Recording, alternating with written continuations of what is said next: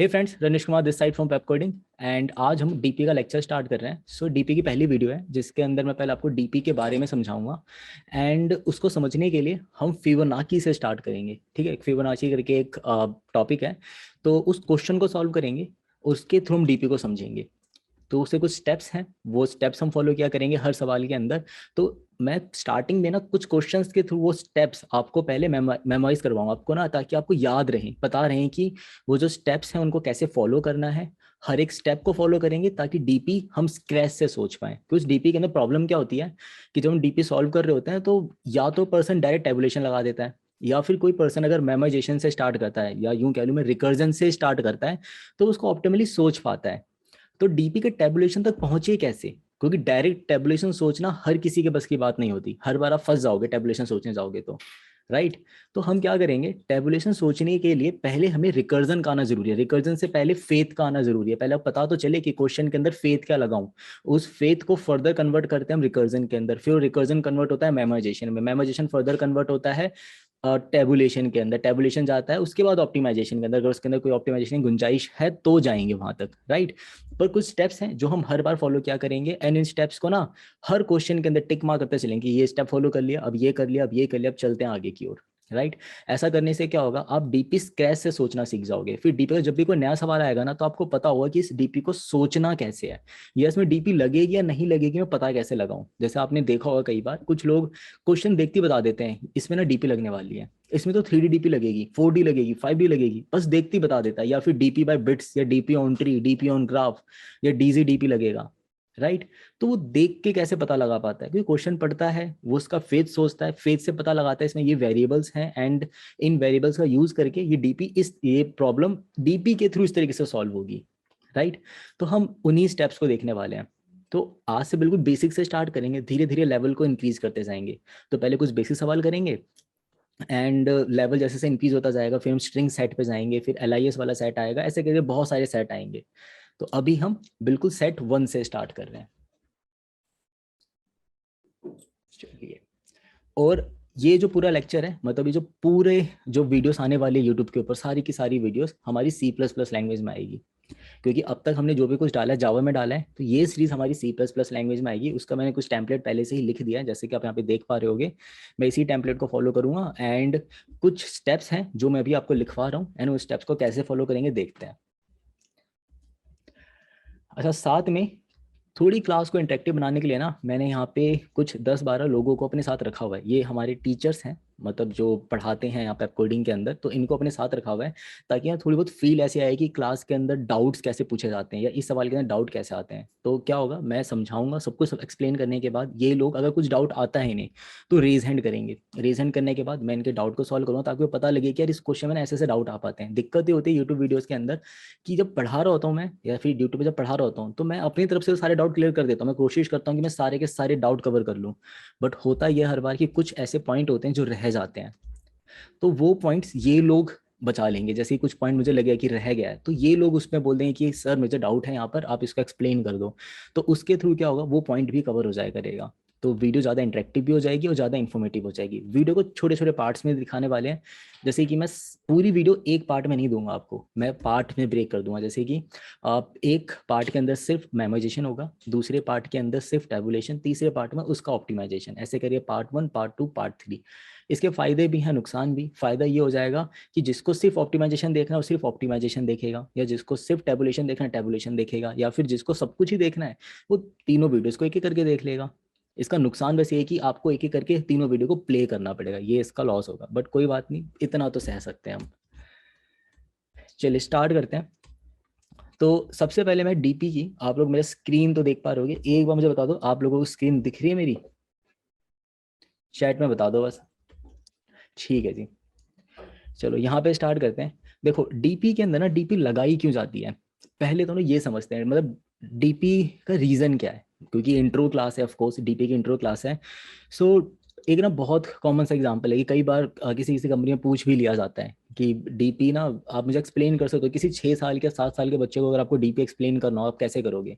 अगर मुझे किसी 6 या 7 साल के बच्चे को डीपी एक्सप्लेन करना होगा, या फिर किसी को भी, लाइक 12-13 साल का बच्चा है जिसने आज तक डीपी कभी सुनी भी नहीं, उसको मुझे एक्सप्लेन करना है, तो मैं उसको कैसे एक्सप्लेन करूँ? बोल रहा हूँ कोई भी ऐसा काम ना जो आप एक बार, मैं आपको एक बार आपके मेमोरीज में अगर आपने उसको समझ लिया या फिर याद कर लिया, और उसको दोबारा अगर आप करने जाते हो उसी पर्टिकुलर टास्क को, तो आप उससे ना फास्ट रेट पे कर पाओगे। जैसे कि अगर मान लो आप किसी नए शहर में जाते हो, राइट, आप एयरपोर्ट या रेलवे स्टेशन से उतरते हो, अब आपको उस शहर के बारे में कुछ भी नहीं पता, आपने फर्स्ट टाइम जैसे मैं बैंगलोर गया, अब मैं जैसे ही फर्स्ट टाइम बैंगलोर जाता हूँ, अब मुझे किसी पर्टिकुलर लोकेशन पे जाना है या फिर मुझे अपने किसी दोस्त के घर पे जाना है, मुझे नहीं पता उस शहर के बारे में, तो मैं क्या करूँगा? मैं उतरते ही टैक्सी या कुछ कैब वगैरह देखूंगा मैं, राइट। अगर उस टाइम पे मेरे पास उबर नहीं है तो मैं टैक्सी का या फिर ऑटो का सहारा लूंगा, वहाँ पे जाता हूँ, या फिर मेट्रो का सहारा लूंगा। अब मैं मेट्रो पे जाता हूँ, मुझे रूट के बारे में अंदाजा नहीं है, तो मैं स्टेशन में पूछता फिरूंगा कि सर मुझे यहाँ जाना है, मुझे बता दो कि मुझे कौन सी लाइन पकड़नी चाहिए, कौन सा मेट्रो पकड़ना चाहिए, मैं उसे पूछता जाऊंगा, हर बार हर एक पर्सन से पूछूंगा। फाइनली थोड़ा टाइम स्पेंड करने के बाद मैं अपने डेस्टिनेशन में पहुंच जाता हूँ। बट उस बीच मैंने बहुत लोगों से सवाल पूछे थे कि मुझे बता दो कि इस लाइन को पकड़ना है या फिर कौन से मेट्रो को पकड़ना है, या वो मेट्रो कब आएगी, ऐसे करके मुझे बहुत सारे सवाल पूछने पड़े थे। बट जब नेक्स्ट टाइम मैं दोबारा उसी शहर में जाता हूँ, तो मुझे बहुत कम टाइम लगेगा उस डेस्टिनेशन में पहुंचने के लिए, क्योंकि मुझे उस टाइम पहले से ही पता होगा कि मुझे कौन से लाइन के मेट्रो को पकड़ना है। जैसे दिल्ली की अगर मैं बात करूँ, अगर मुझे राजीव चौक से नोएडा की तरफ आना है, तो मुझे पता है कि मुझे राजीव चौक पे जाना है और वहां से मुझे ब्लू लाइन की मेट्रो पकड़नी होगी, वो डायरेक्ट मुझे नोएडा सेक्टर 62 पे उतार देगा, राइट। बट अगर मैं बिल्कुल नूब पर्सन होता, मुझे कुछ भी नहीं पता होता, नया होता है यहाँ पर, तो मैं जैसे ही यहाँ पर आता, मैं क्या करता, मैं किसी से पूछता कि मुझे ना नोएडा की तरफ जाना है, तो ये ब्लू लाइन कहाँ मिलेगी, मुझे पूछना पड़ता। तो ये एक तरीके का डीपी ही हो गया। या फिर दूसरा एग्जांपल, अगर आप मान लो आप घर में ना कुछ न्यू ट्राई कर रहे हो, आप कुछ खाने की चीज़ बनाना चाहते हो, जैसे शाही पनीर बनाना चाहते हो आप, तो उस टाइम पे आप क्या करोगे? यूट्यूब पे जाओगे, सर्च करोगे शाही पनीर की रेसिपी, फिर उस रेसिपी के थ्रू आप जो भी उसमें इंस्ट्रक्शन दी होगी, उन इंस्ट्रक्शंस को फॉलो करते हुए आप शाही पनीर बनाने की कोशिश करोगे। अब वो 2 घंटे का काम शायद आप 3 या 4 घंटे में करोगे, क्योंकि फर्स्ट टाइम कर रहे थे। बट जब सेकंड टाइम करने जाओगे, और अगर आपको रेसिपी ढंग से याद हो गई है, जब सेकंड टाइम करने जाओगे, आप वही काम 2 घंटे के अंदर या मैक्स टू मैक्स 2.5 आवर के अंदर कर लोगे। आपको कम टाइम के अंदर आपने वही सेम टास्क अचीव कर लिया जो फर्स्ट टाइम करा था। तो आपने क्या करा? जो आपने पिछली टाइम जो आपने हार्डवर्क करा था, उससे कुछ आपने कंक्लूजन या कुछ रिजल्ट निकाला जिसको आपने याद रखा, एंड उसका यूज करके सेकंड टाइम उसको ऑप्टिमल वे में कर दिया। यही डीपी होती है। अब डीपी को यूज कैसे करेंगे हम, ये देखते हैं। जैसे फिबोनाची की सीरीज है, ये क्या होती है? अगर मुझे फिबोनाची निकालना, तो सीरीज कुछ ऐसी कहती है, 0 1 1, इन दोनों का सम होता है 2, फिर इन दोनों का सम आता है 3, इन दोनों का सम आता है यहाँ पे 5, इन दोनों का सम आता है 8, इन दोनों का सम आ जाता है यहाँ पे 13, एंड सो ऑन, ऐसे चलता चला जाता है, राइट। अब फिबोनाची का ना बहुत सिंपल सा रूल होता है कि अगर आपको कभी भी एफ ऑफ एन निकालना है, तो वो ना आपका एफ ऑफ n-1 प्लस में एफ ऑफ n-2, इन दोनों का समेशन होता है। अच्छा, अब फिबोनाची मैं आपको समझा तो रहा हूँ, मतलब ये इंट्रो के थ्रू समझा रहा हूँ, इसके पार्ट्स कैसे हैं अभी मैं आपको मेमोराइजेशन समझाऊंगा, पार्ट 2 में इसका मैं आपको टेबुलेशन, पार्ट 3 के अंदर ऑप्टिमाइजेशन, उसको फर्दर ऑप्टिमाइज करेंगे, एंड उसको फर्दर एक और बार ऑप्टिमाइज करेंगे, राइट। तो इसके कुछ 5 या 6 पार्ट आने वाले हैं, कितने आएंगे देखते हैं, पता लग जाएगा भी आपको। तो ये इसका रिकरेंस रिलेशन होता है, इसको कहते हैं इसका रिकरेंस रिलेशन। ये मैंने फॉर्मूला बनाया है, बेसिकली मैथमेटिकल फॉर्मूला है। अब इस मैथमेटिकल फॉर्मूले की हेल्प लेकर इसका हम रिकर्सिव ट्री ड्रॉ करने वाले हैं। तो यहाँ पे ना मैं कुछ कुछ स्टेप्स लिखूंगा, फिर इन स्टेप्स को ऑब्जर्व करके ना उन स्टेप्स को मैं यहाँ पे नोट डाउन कर दूंगा कि यार एक्चुअली हमने, पता है, जब मैंने इस क्वेश्चन को स्ट्रेस से सोचना स्टार्ट किया, तो मैंने ये स्टेप्स फॉलो करे थे, तो हर बार इन्हीं स्टेप्स को फॉलो करेंगे। तो अगर आप ध्यान दो, मुझे ना सिर्फ फिबोनाची सीरीज के बारे में पता था, मतलब इनिशियली ऑफ कोर्स मुझे पता होगा, नहीं पता होगा तो मैं गूगल कर लूंगा फिबोनाची सीरीज क्या होती है। मैंने गूगल करा, पता लगा कि 0 1 1 2 3 5 8 13 एंड सो ऑन, ऐसे करके फिबोनाची सीरीज होती है, एंड ये कुछ इस टाइप के रिलेशन को फॉलो करता है, इसको कहते हैं इसका मैथमेटिकल रिलेशन। और अगर मैं रिकर्जन की लैंग्वेज में बात करूँ तो उसे कहते हैं इसका recurrence relation. F of N equal to F of n-1 plus में एफ ऑफ n-2, यानी कि आपको इसका समेशन निकालना है, तो आपको इन दोनों का समेशन करना होगा। फिबोनाची फिफ्थ होता है 5, फिबोनाची सिक्स होता है 8, फिबोनाची सेवंथ होता है 13, ठीक है। और इसको ऐसे भी लिखा जाता है, मतलब ये तो हमारा मैथमेटिकल रिलेशन हो गया। अगर मैं इसके रिकरेंस रिलेशन को लिखना चाहूँ तो इसको ऐसे लिखते हैं हम, F of N equal to F of n-1 plus में एफ ऑफ n-2, ये इसका रिकरेंस रिलेशन है। अब ना इस लॉजिक के हिसाब से इसका बनाते हैं रिकर्सिव ट्री लिखने की कोशिश करते हैं। वैसे मैं इस रिलेशन के हिसाब से ना इसका रिकर्जन लिख सकता हूँ, मैं अभी भी रिकर्जन लिख सकता हूँ, तो अभी इसका रिकर्जन लिख ही लेते हैं। देख लेते हैं रिकर्जन कैसे लिखेंगे। तो C++ के अंदर मैंने कुछ इनपुट आउटपुट के लिए एक हेडर फाइल होती है वो इंक्लूड कर लिया है, लाइब्रेरी फाइल कहते हैं इसको वेक्टर। और ये हैज डिफाइन vi लिखा हुआ है। ये क्या करता है, जब भी मुझे वेक्टर ऑफ इंट लिखना होगा ना, तो मुझे वेक्टर ऑफ इंट की जगह बस vi लिखना है, वो अपने आप ही वेक्टर ऑफ इंट बन जाएगा। तो ये आप ढूंढ लेना गूगल के ऊपर, पता लग जाएगा कि हैज डिफाइन होता क्या है। इसको अभी एक्सप्लेन नहीं कर रहा मैं।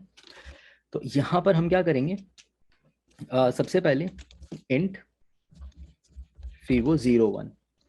01 का मतलब होता है कि मैं यहाँ पे ना, मैं इसको ऐसे नाम लिखूंगा हर बार fivo01, मतलब कि मैं यहाँ पे रिकरेंस, यहाँ पे मेमोइजेशन की बात करने वाला हूँ। 02 के अंदर टेबुलेशन, या फिर लिख ही लेते हैं इसको, मेमोइजेशन डाल लेते हैं नाम, यहाँ पर समझना आसान होगा। मीमो, अभी मीमो नहीं लगाने वाला, अभी सिर्फ रिकर्जन लिखने वाला हूँ इसका। मुझे इंट nth फिबोनाची निकालना है। तो nth फिबोनाची निकालने के लिए क्या करना होगा, मुझे यहाँ पे ना फिबोनाची के अंदर एक चीज पता है। इस सीरीज को अगर मैं देखूं ध्यान से, जीरोथ और फर्स्ट फिबोनाची, इसके बारे में मुझे पहले से ही आइडिया है कि जीरोथ फिबोनाची 0 होता है और वन फिबोनाची का मतलब 1 होता है। ठीक है, ये दो रिलेशन तो मुझे पहले से ही पता है ना। तो मैं यहाँ पे ऐसा लिख सकता हूँ, if n is less than equal to 1, तो यहाँ पर आप रिटर्न कर देना n।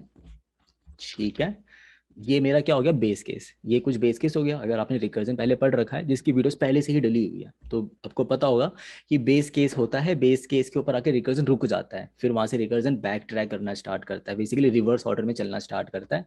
अब यहाँ पर हम आए एंड आंसर इक्वल टू, ये हो जाएगा हमारा फीवो n-1 प्लस में फीवो n-2।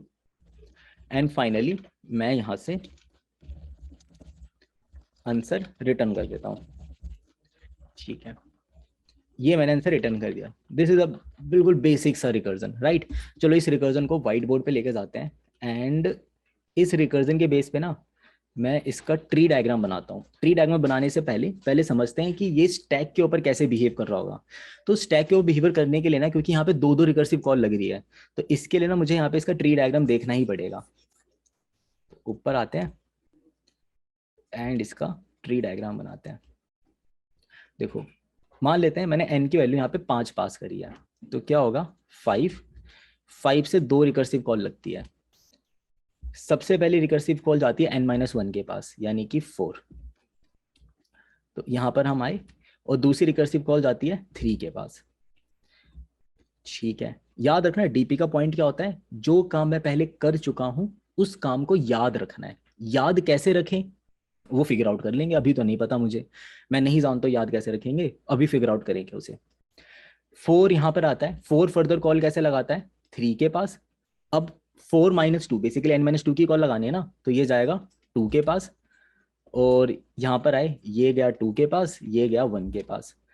अब यहाँ पे कॉल जाती है 2 के पास और 1 के पास। 2 कॉल लगाता है 1 के पास और 0 के पास। देखो, 2-2 0, ये भी 2 कॉल लगाता है 1 के पास, 0 के पास, और 1 ना यहीं पर रुक जाता है। क्यों, क्योंकि बेस केस हिट हो गया। ठीक है, तो मेरा फिफ्थ फिबोनाची था। अगर आप एक चीज और नोटिस करो, अगर मान लो मैंने सिक्स्थ फिबोनाची निकाला होता, तो दूसरी कॉल लग रही थी 4 के लिए, और ये पूरा का पूरा ट्री यहां से लेकर यहां तक डिट्टो यहां पर पेस्ट हो रहा है, राइट। तो इसको मैं हटा लेता हूं एंड इतने ट्री को नीचे कॉपी कर लेता हूँ। ये होगा 6 फिबोनाची। तो आप देख रहे हो, ये जो पूरा ट्री था ना, पूरा का पूरा ट्री डायग्राम, ये यहाँ पे डायरेक्ट कॉपी हो गया, कंप्लीट कॉपी। तो बेसिकली यहाँ पे मैंने कुछ वर्क करा, वही सेम वर्क मैं दोबारा रिपीट कर रहा हूँ। अगर, अब यहाँ पे एक चीज नोटिस करते हैं, अगर ये वाला वर्क दोबारा यहाँ पे रिपीट हो रहा है और रिजल्ट भी सेम आ रहा है, बेसिकली वर्क का रिपीट होना जरूरी नहीं है, उस वर्क से ना आउटकम का भी सेम आना जरूरी है।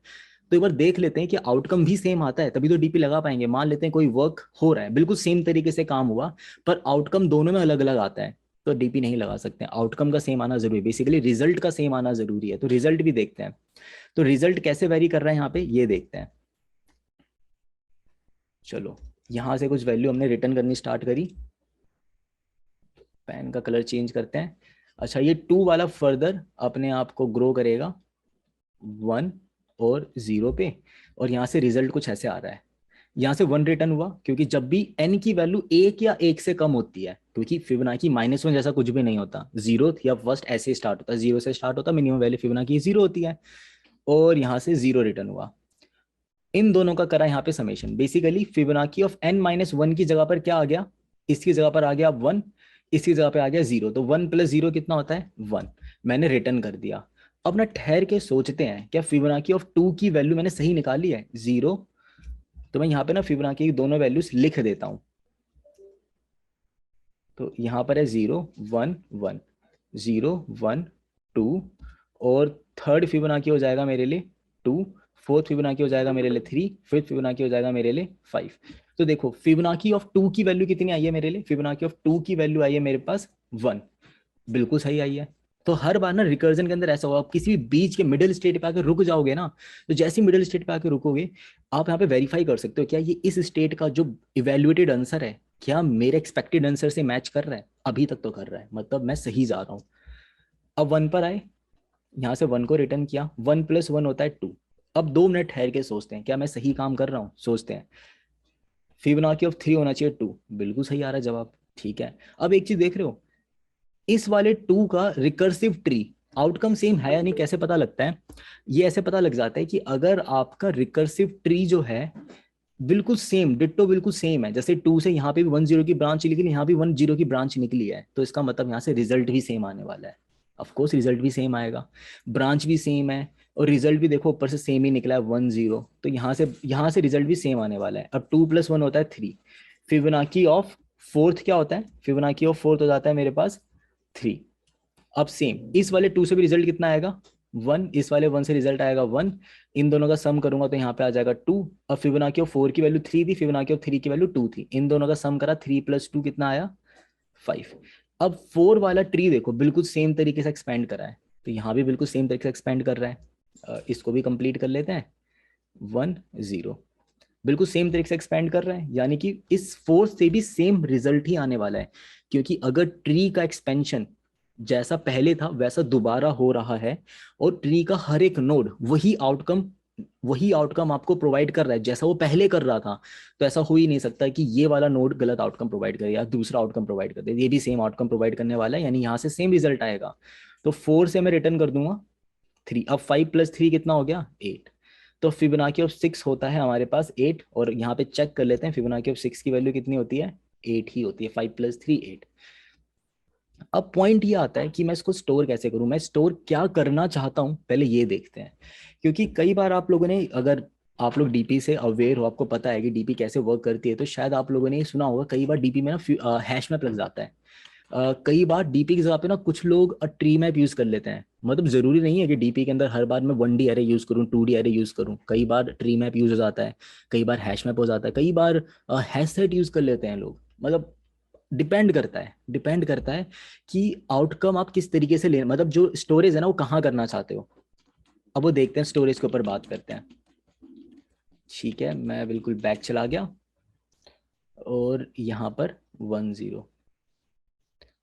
ठीक है जी। अब देखो मैं स्टोर क्या करना चाहता हूँ, मैं यहाँ पे ना इन नंबरों को लिखता हूँ कि मुझे स्टोर क्या करना है। सबसे पहले इवेल्युएट क्या करा, जब मैं इस रिकर्जन में देख रहा हूँ सबसे पहले इवेल्युएट हुआ था 1 और 0, तो मैं इसको ऐसे लिख लूँ कि 0th फिबोनाची की वैल्यू 0 होती है।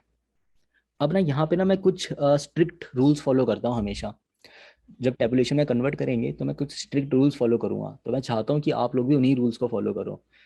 तो मैं बताऊंगा कि क्यों करना है। एक स्टेट ऐसा है जहाँ पे दिखाऊंगा कि अगर आप इन रूल्स को फॉलो नहीं करते ना, शायद आपको 4 या 5 कम लाइनें लिखनी पड़ती, बट उन 4-5 लाइनों को बचाने के लिए ना वो इंट्यूशन खराब हो जाएगी। ठीक है, और इंट्यूशन कुछ फायदा मिलेगा, अभी वो आगे एक्सप्लेन होगा क्या फायदा मिलता है। अभी तो बहुत बेसिक क्लास लग रही है तो आपको समझ में आ रहा होगा, बट जैसे जैसे अब लेवल बढ़ेगा तो आपको समझ में आएगा कि फायदा क्या है इस तरीके से करने का। तो अभी 0 पे आया, 0 का आंसर 0 स्टोर है, 1 का आंसर 1 स्टोर है, बिल्कुल सेम। यहाँ पे 1 था, यहाँ पे 0 था, इन दोनों का समेशन करके मैंने यहाँ पे वैल्यू 1 स्टोर करी, तो फिबोनाची ऑफ 2 की वैल्यू 1 आ गई। आप देखो पहले 0 कैलकुलेट हुआ, फिर 1 कैलकुलेट हुआ, अब 2 कैलकुलेट हुआ। अब 3 से रिकर्सिव कॉल गई 1 के पास। अब मैं जो 1 के पास कॉल लगाऊंगा ना, तो मैं डायरेक्ट नहीं जाऊंगा 1 के पास, मैं पहले पूछूंगा कि वन यार एक बात बता, क्या तेरी वैल्यू पहले से स्टोर्ड है क्या? मतलब क्या तुझे मैंने पहले इवेल्युएट किया था? तो मैं जाके यहाँ पे पूछूंगा, ये मुझे नहीं पता क्या है। ये मान लो सर्वर है, एक कोई जगह है जहाँ वैल्यू स्टोर्ड है, जस्ट जहाँ ये वैल्यू स्टोर्ड है पहले से, तो मुझे इसके बारे में नहीं पता, आइडिया बिल्कुल भी नहीं है ये क्या कैसी जगह है। तो ये कोई सर्वर टाइप होगी जगह जहाँ पे वैल्यू पहले से ही स्टोर्ड थी। अब टू पे गए, वन से वैल्यू सेम रिटर्न हुई, वन प्लस वन कितना होता है? टू। ये मैंने थ्री पे भी जाकर स्टोर कर लिया, थ्री पे जाके इसको स्टोर करा। अब कॉल लगा रहा हूँ टू के पास, फोर वाले ने जैसे टू के पास कॉल लगाया, तो टू के पास कॉल लगाने से पहले ये एक सवाल करेगा, क्या टू की वैल्यू पहले से स्टोर्ड है? ये बोलेगा हाँ पहले से स्टोर्ड है। तो इस वर्क को दोबारा मत करो, इस वर्क को दोबारा करने की कोई नीड नहीं है। जो आंसर पहले स्टोर्ड है ना, वही आंसर रिटर्न कर दो। तो यहाँ से रिटर्न हो गया वन। फिर हम एक चीज और नोटिस करेंगे यहाँ पर, टू वन रिटर्न करा, मेरी वैल्यू नीचे गई, टोटल कितनी गई? थ्री।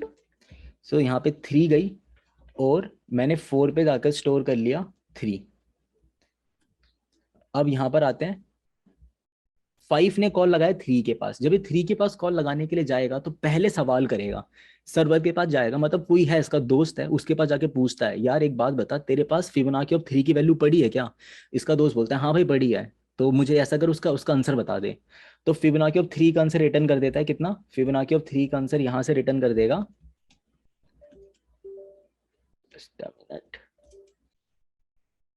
फिबोनाची ऑफ थ्री का आंसर यहाँ से रिटर्न हो जाएगा टू।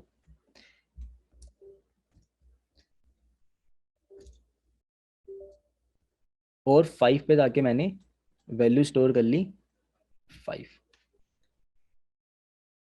अब सिक्स ने अब सिक्स ने दोबारा कॉल लगाया चार के पास। अब चार के पास कॉल लगाने से पहले ये अपने दोस्त को कॉल करता है और पूछता है, यार एक बात बता, तेरे पास फिबोनाची ऑफ फोर की वैल्यू पड़ी है क्या?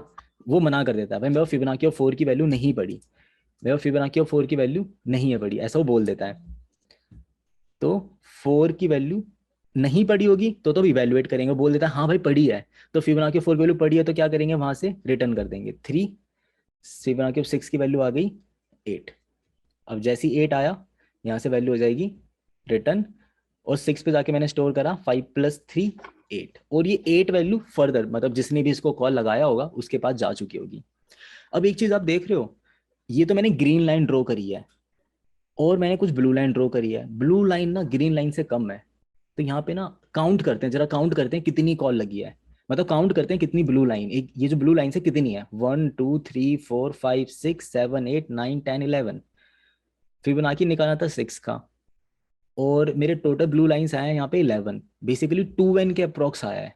अगर एन की वैल्यू सिक्स है, तो टोटल कॉल जो लगाई गई है, जितनी बार सवाल पूछा गया है वो 12 बार पूछा गया है। अगर एन की वैल्यू 50 होती तो 100 बार सवाल पूछा जाता।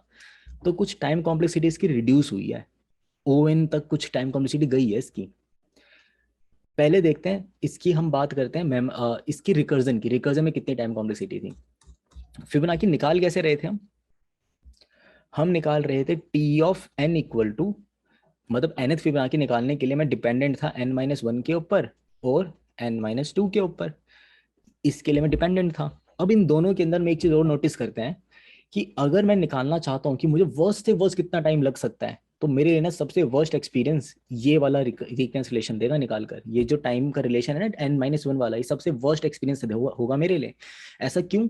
क्योंकि इसमें ना मैं एक एक स्टेप करके फॉलो कर रहा हूँ। अगर मुझे 100 से जीरो की ओर आना है और मैं दो दो की जंप लेके आऊंगा तो मैं जल्दी पहुंच जाऊंगा, और अगर मैं 100 से जीरो की ओर जाना चाहता हूँ एक एक की जंप लेकर, तो मुझे टाइम लगेगा, मुझे शायद डबल टाइम लग जाएगा। तो मेरे लिए सबसे वर्स्ट टाइम तो यही होगा। तो मैं इसको ऐसे लिख सकता हूँ फर्दर कि टी ऑफ एन की ना अप्रोक्सीमेटेड वैल्यू इससे तो कम ही होने वाली है, T of N minus one का टू टाइम्स। इसको और सॉल्व करते हैं। अगर मैं T of N minus one निकालना चाहता हूँ वो किससे कम होगा, T of N minus two से कम होगा। और अगर मैं T of N minus two निकालना चाहता हूँ वो किससे कम होगा, two T of N minus three से कम होगा। अगर मैं T of N minus three निकालना चाहता हूँ वो किससे कम होगा, two T of N minus four से होगा। एंड ये सोन चलता जाएगा, ऐसे करते करते एक दिन ये वन बन जाएगा, और इसकी वैल्यू कितनी हो जाएगी, टू टाइम्स ऑफ जीरो, ऐसा हो जाएगा।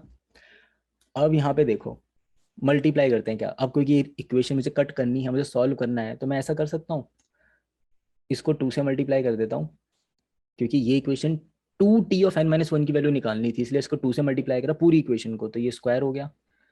इसको 2 स्क्वायर से मल्टीप्लाई करूंगा तो 2 क्यूब हो जाएगा, इसको 2 क्यूब से मल्टीप्लाई करूंगा तो 2 रेज टू पावर 4 हो जाएगा। ऐसे करते करते एक दिन इसको शायद 2 रेज टू पावर कुछ के से मल्टीप्लाई करना होगा, मुझे नहीं पता के कितना है। ये मेरा k+1 हो जाएगा। अब एक चीज नोटिस करते हैं, ये इससे कट गया, ये इससे कट गया, ये इससे कट गया, ये इससे कट गया, तो ये भी किसे कट ही जाएगा। लास्ट में बचेगा क्या, t of n is less than equal to 2 times of k+1 t of 0। Fibonacci of 0 को इवेलुएट करने में कितना टाइम लगेगा, शायद 1 यूनिट ऑफ टाइम। मुझे नहीं पता कि प्रोसेसर कितने यूनिट ऑफ टाइम लेता है, शायद 1 मिली सेकंड लेता हो या 1 नैनो सेकंड लेता हो, मैं नहीं जानता हूँ। तो मैं इसको यूनिट टाइम कह देता हूँ कि शायद टी ऑफ 0 को एवेल्युएट करने में मुझे 1 यूनिट टाइम लगेगा। तो मैं ऐसा कह सकता हूँ कि डिपेंडेंट किसके ऊपर हो गया, k+1 के अंदर। अभी k की वैल्यू कितनी है, n को 1 बनने में कितने स्टेप्स लगेंगे। अगर मैं एक एक की जंप लेके चलता हूँ, 100 को 0 तक पहुंचने के लिए 100 जंप लगते हैं, तो n को 0 तक पहुंचने के लिए, फिर n को 1 तक पहुंचने के लिए n जंप ही तो लगेगा, यानी k की वैल्यू कितनी हो गई, n हो गई। तो यानी कि यहां पर ये जो मेरा tn आ रहा है ये हो जाता है 2 रेज टू पावर n+1, जिसको फर्दर मैं ऐसे लिख सकता हूँ 2 रेज टू पावर n.2। अब क्योंकि बिगो में बात करने वाला हूँ, ऑफकोर्स बिगो भी हमने पहले एक्सप्लेन कर रखा है, किसी वीडियो के अंदर मिल जाएगा, ढूंढ लेना जाकर। यहाँ पे सॉल्व करते हैं, ये हो जाएगा मेरा O of 2 raise to power n। ये टाइम कॉम्प्लेक्सिटी होगी मेरी फिबोनाची सीरीज की, 2 रेज टू पावर n। अगर मुझे फिबोनाची ऑफ 100 निकालना है ना, सो 2 रेज टू पावर 100 इतना यूनिट टाइम लगेगा मुझे उसको इवेल्युएट करने में। ये बिगो की बात हो जाती है, 2 रेज टू पावर 100 बहुत बड़ा नंबर है ये 100 फिबोनाची निकालने के लिए। जबकि यहाँ पर जब मैं कुछ मेमोराइजेशन के स्टेप्स लगा रहा था तो मुझे लग रहा था 2n टाइम। 2n टाइम का मतलब कितना हो गया, ये हो जाता है कुछ 200 यूनिट टाइम। आप देख लो कौन सी वैल्यू छोटी है, मुझे तो ये वैल्यू छोटी लग रही है। एंड मजे की बात तो ये है कि फिबोनाची ना इससे फर्दर और ऑप्टिमाइज हो जाता है, लॉग में भी चला जाता है। जब लॉग में जाएगा तब की तब बात करेंगे, अभी के लिए तो मैं यहीं पे रुकने वाला हूँ, अभी मैं एन पे रहने वाला हूँ, ठीक है।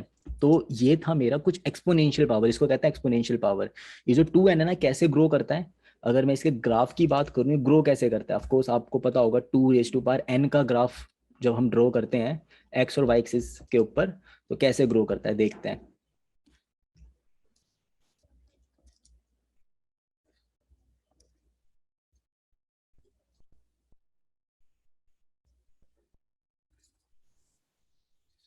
यहाँ पर आते हैं,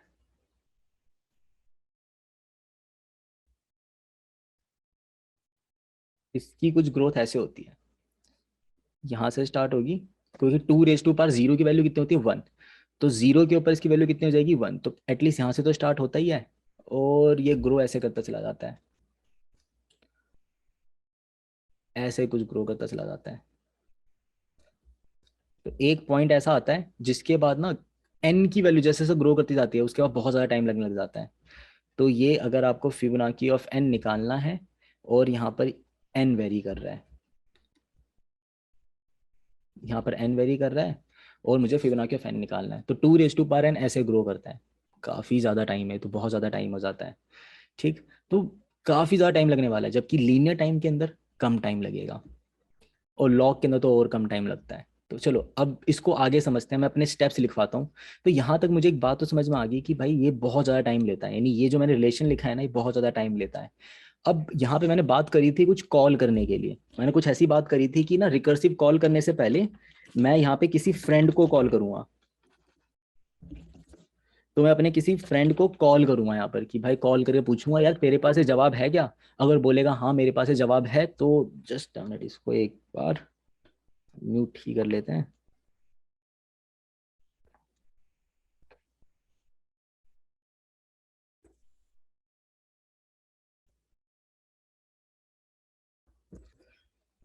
तो ये अपने किसी फ्रेंड को कॉल करेगा, अगर फ्रेंड कुछ जवाब बोलता है तो मैं वहां से जवाब रिटर्न करूंगा। रिटर्न करने के बाद अब अगर मैंने कोई जवाब बनाया है तो मैं उसको कहीं पे स्टोर भी करूंगा, ऐसी कुछ बात हुई थी ना कि कॉल करके पहले पूछेंगे फिर जवाब बोलेगा, वो जवाब बोलेगा तो रिटर्न करवाऊंगा मैं। अगर बोलेगा नहीं भाई मुझे इसका आंसर नहीं पता, मैंने इसकी ऐसी कोई वैल्यू कभी देखी ही नहीं आज तक, तो मैं उस काम को करूंगा और उस काम को करके मैं आउटकम पता लगाऊंगा, उस आउटकम को स्टोर करूंगा अपने फ्यूचर पर्पस के लिए, राइट। इसी को तो मेमोराइजेशन कहते हैं। अब सवाल ये उठता है यहाँ पे मेमोराइजेशन में क्या लगाऊं, मतलब क्या यूज करूं। ऐसा कुछ ऐसा यूज करना है जो मुझे ना बहुत फास्ट फास्ट रिट्रीवल दे सके, मतलब मैं रिट्रीवल बहुत फास्ट कर सकूं। करने को तो मैं इसको हैश मैप में भी स्टोर कर सकता हूँ। हैश मैप में इसको मान लेता हूँ की, इसको की मान लेता हूँ, इसको वैल्यू मान लेता हूँ। भाई hash map is a nice, मतलब काफी नाइस डीएस लग रहा है मुझे यहाँ पे, और सही भी साउंड कर रहा है। ट्री मैप में भी तो कर सकता हूँ, लॉग इन के अंदर मिल जाएगा। हैश मैप मुझे ना ओ ऑफ लैम्डा में देता है, नॉट एग्जैक्टली O1, एमोटाइज्ड O1 होता है वो। ट्री मैप में भी कर सकता हूँ। और फास्ट रिट्रीवल कौन दे सकता है, एक 1D डीपी दे सकता है। क्योंकि अगर आप यहाँ पे ध्यान से देखो, ये सारी वैल्यू जो है ना, ये सारी जो वैल्यूज है एक ऑर्डर में मूव कर रही है, 0 1 2 3 4 5 6। और एक 1D एरे का इंडेक्सेशन जो होता है, इंडेक्स होता है वो भी 0 1 2 3 4 5 6 ही होता है। इसका मतलब यहाँ पे 1D एरे यूज करना काफी सही साउंड कर रहा है, काफी सही रहेगा, रेलिवेंट रहेगा यहाँ पर। यानी कि इस फिबोनाची के अंदर मुझे करना क्या चाहिए, मुझे वेक्टर m% के साथ डीपी नाम की कोई चीज यूज कर लेनी चाहिए। बिल्कुल सही भाई, डीपी यूज कर लेते हैं। और रिकर्सिव कॉल लगाता रहूंगा मैं यहाँ पे अपनी डीपी डीपी। ठीक है, तो एक फंक्शन बना लेता हूँ void फीबो के नाम से। यहाँ पे अपनी वैल्यू रख लेते हैं n इक्वल टू जो भी मुझे वैल्यू पास करनी है, तो इनपुट ही करवा लेंगे, बेटर रहेगा कि वो यूजर से इनपुट करवा लेंगे ताकि हम अपना आंसर इवेल्युएट कर पाए हर बार। ठीक है, यूजर इनपुट कर देगा। इनपुट करने के बाद मैं यहाँ पे अपना आंसर स्टोर करूंगा मीमो के थ्रू।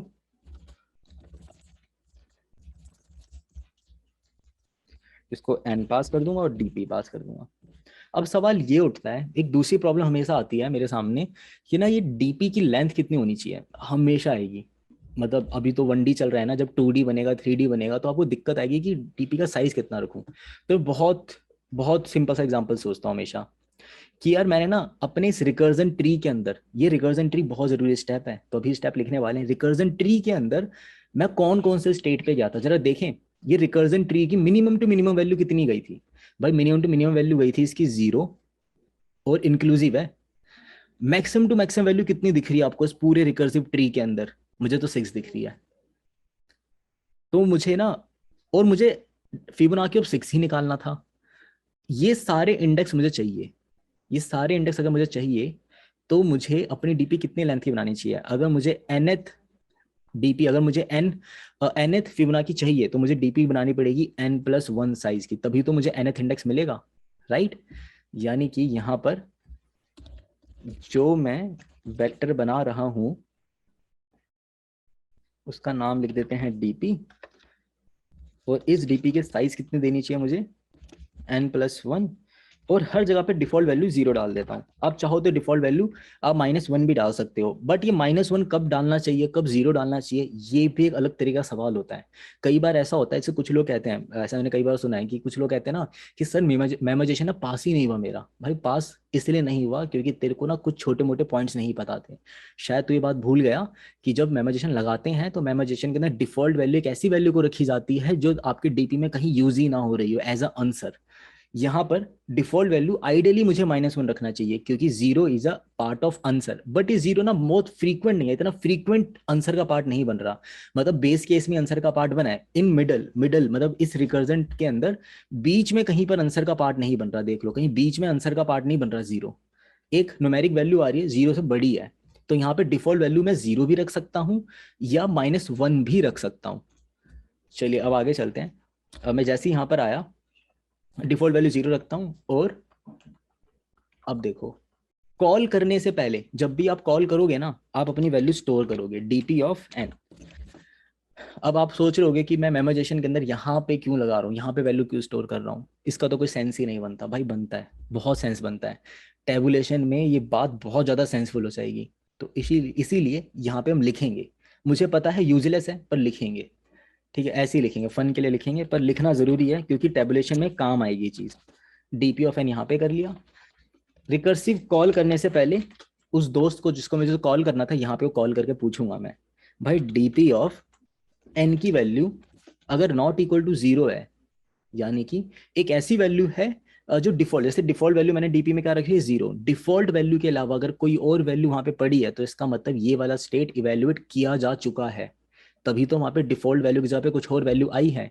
इसीलिए मैं यहाँ पे क्या रिटर्न कर देता हूँ, डीपी ऑफ एन रिटर्न कर देता हूँ, और यहाँ से डीपी ऑफ एन को कर दिया रिटर्न, एंड ये हो चुका हमारा कोड। चलो जरा इस वाली डीपी को एक बार आगे लेके चलते हैं और इसको करते हैं ड्राई रन, तो बेटर समझ में आएगा।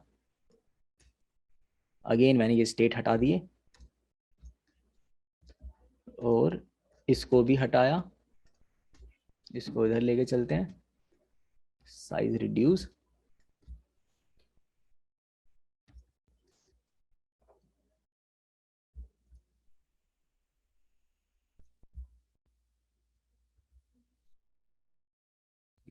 तो देखते हैं अब वैल्यू ना यहाँ पर इवेल्युएट करते जाएंगे और उसके हिसाब से वैल्यू को स्टोर करते जाएंगे। तो इसके साथ ड्राई रन कर लेंगे तो हमें आइडिया लग जाएगा। फिर इसके बाद वो स्टेप्स लिखेंगे जिसकी मैं बात कर रहा था। देखो सबसे पहले रिकर्सिव कॉल लगाते लगाते मैं एक दिन 1 पे पहुंचाऊंगा, मैं सवाल करूंगा यार, जैसे ही बेस केस हिट होता है वैसे ही लाइन आप ऊपर भी लिख सकते हो, कोई फर्क नहीं पड़ेगा, आप जहाँ चाहे आपको जहां मर्जी लिखना हो वहां लिख सकते हो।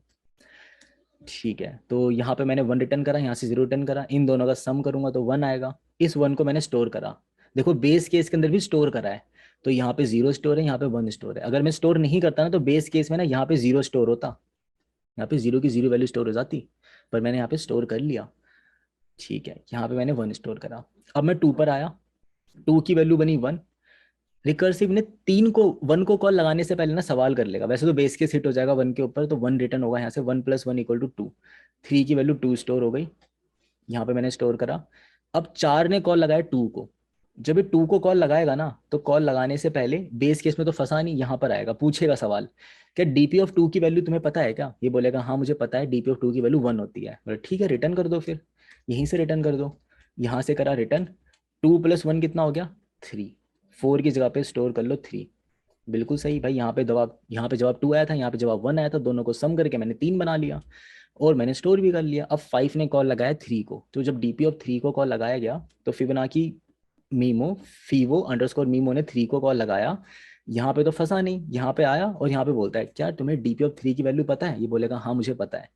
ठीक है रिटर्न कर दो, तो वैल्यू होती है 2, 3 + 2 होता है 5, यहाँ पे मैंने स्टोर कर ला 5, क्योंकि आपको एक साइड से मिली थी वैल्यू 3, दूसरी साइड से वैल्यू मिली थी 2, 3 + 2 = 5 हो गया, और मैंने स्टोर कर लिया डीपी ऑफ एन के अंदर। अब 6 ने कॉल लगाया 4 की ओर, डीपी ऑफ 4 की वैल्यू मुझे पहले से ही पता है, यहाँ पे वैल्यू होती है 5 और यहाँ पे वैल्यू हो जाती है 3, 5 + 3 कितना हो गया 8, मैंने यहाँ पे 8 स्टोर कर लिया और यहाँ पे रिकर्जन हो गया खत्म। और इसने जाके मेन को बोला कि डीपी ऑफ 6 की वैल्यू होती है 8। ठीक है, यहाँ पे हमारा इवेल्यूशन हो चुका है।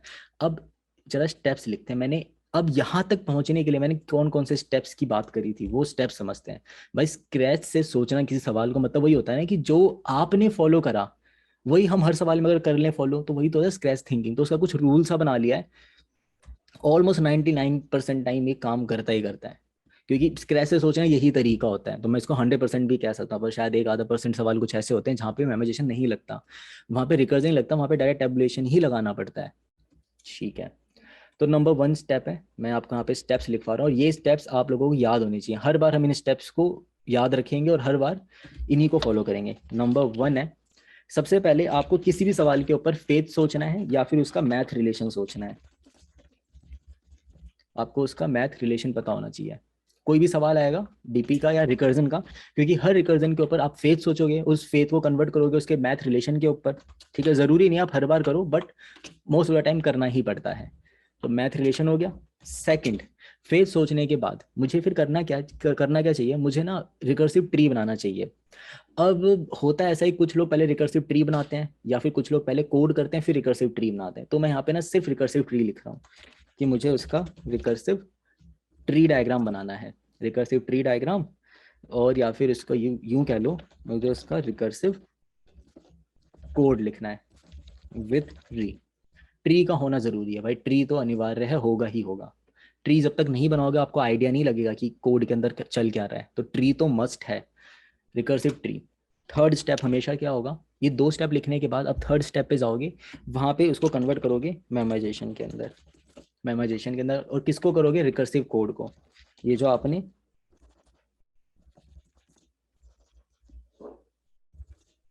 जो आपने रिकर्सिव कोड लिखा था उसको मेमोराइजेशन में कन्वर्ट करोगे। बहुत इजी स्टेप है, 2 लाइनें लिखनी होती है। कॉल लगाने से पहले एक दोस्त को कॉल करना है और पूछना है क्या तेरे पास इसका जवाब है।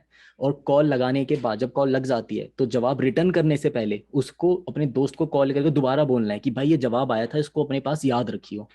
ठीक है, 2 काम करना है। कॉल लगाने से पहले एक फ्रेंड को कॉल करेंगे, और कॉल लगाने के बाद जब कॉल लग जाएगा, आंसर बन जाएगा, तो उस दोस्त को बताएंगे कि यार ये जवाब आया था। यहाँ पे मेरा दोस्त कौन था? वो ये डीपी था, ये वो फ्रेंड था। मैं इसको कॉल करके हर बार पूछता था और इसको जवाब बताता भी था। जब भी मैं रिटर्न लगाता हूँ मैं जवाब बता देता हूँ इसको। ठीक है, तो ये काम तो करना ही करना है। मेमोराइजेशन में कन्वर्ट करेंगे।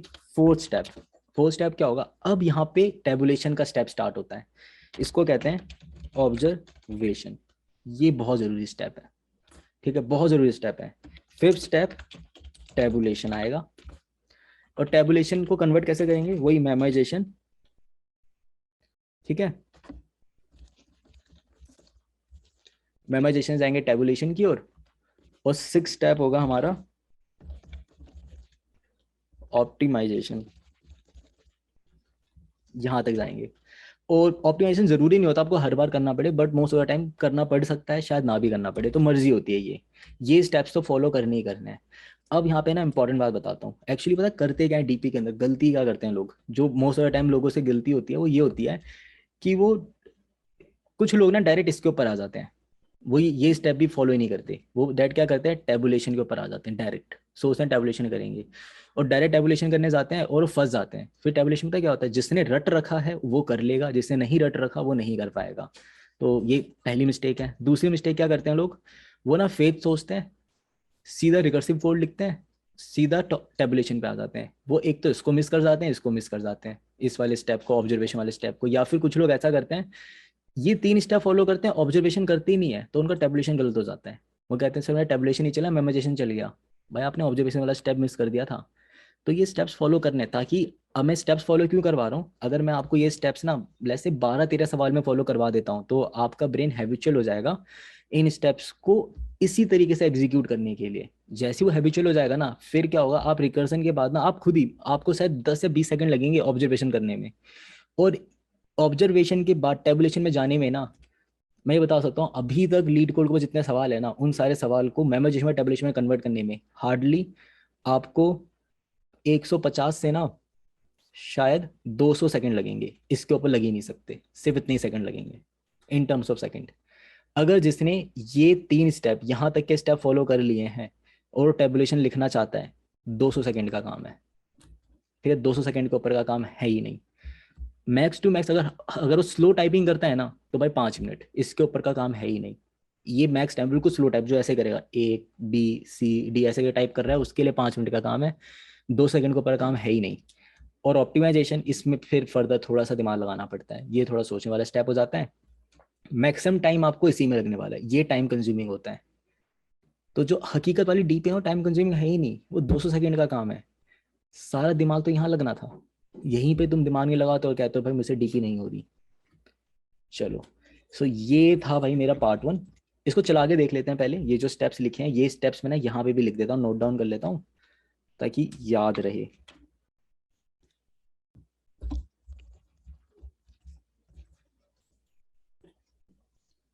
तो इस तरफ अभी ऑब्जर्वेशन करने के लिए ना कुछ चीजें हमें चाहिए होगी। वो क्या चीजें हैं देखते हैं। तो मैंने यहाँ पे लिख दिया ताकि हर बार हम चीज को याद रखें कि किस चीज की बात हो रही थी। अब ऑब्जर्वेशन करने के लिए ना मैं कुछ सेटअप पहले बना के रखूंगा हमेशा। ऑब्जर्वेशन करनी कैसे है ये तो हम पार्ट 2 में डिस्कस करेंगे, और पार्ट 2 में उसका सेटअप बनाऊंगा। सो पर पहले उसको चला के देख लेते हैं कि चलता भी है नहीं चलता है, फिर मैं ऐसी झूठ बोल रहा हूँ। फीवो चला लेते हैं।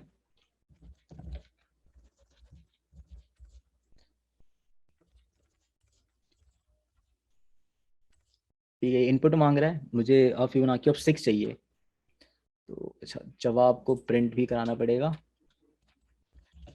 Answer out.